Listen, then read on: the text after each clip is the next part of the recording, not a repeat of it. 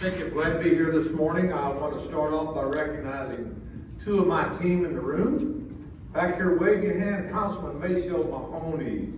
Maceo and I have been working together 3.5 years, and I will tell you, we have a wonderful work relationship where we can agree to disagree. We have had some quite spirited debates. Anybody who watches our council meeting on Facebook know that sometimes our meetings look more like Jerry Springer shows. But at the end of the day, we agree that he's going to be on the council and I'm going to run the city as the administrator. We're both going to do our job.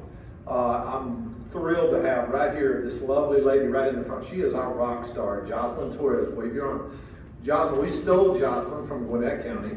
She is our community development director, and I'll tell you, that lady has, she has set our community on fire since she got there. We're thrilled to have her. So this is a quote from my mother-in-law, and it has carried with me for my life.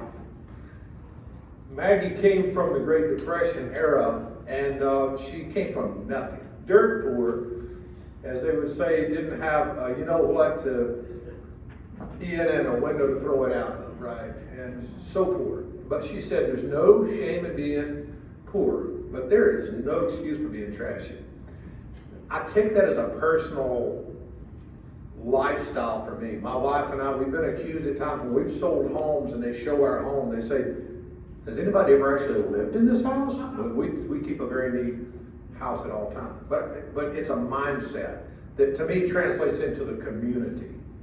And that ought to be the mindset of our community. And I remember having a conversation with Councilman Mahoney. I started March 19th of 2020, the week that COVID was announced as a national pandemic.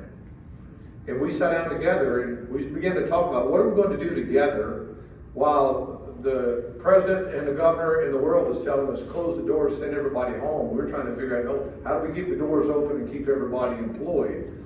And then we're a MEAG city, and I had someone from MEAG ECG contact me and said, Phil, we feel a little bit obligated to tell you this, but we feel like the city has overstated its revenue by about $3 million. If you continue on the trajectory you're on right now, you'll finish the year about $3 million in the hole. So those were my two welcoming messages as the new city administrator. And I went across the hall to talk to the city clerk about it, who had been in that job about 30 days because the one who'd been there 40 years retired. So, but we went through that cycle starting as a group with a house full of rookies. We had no city, we were without a city administrator, city clerk, public works director. We had a number of people that had all retired at the same time. And small city, you don't have third and fourth string on the bench that are ready to step in. So we really had to rebuild in a lot of ways. And I'm going to tell you, the process we've gone through, in we walk at a time when Rusher Street in our community was really coming into its own.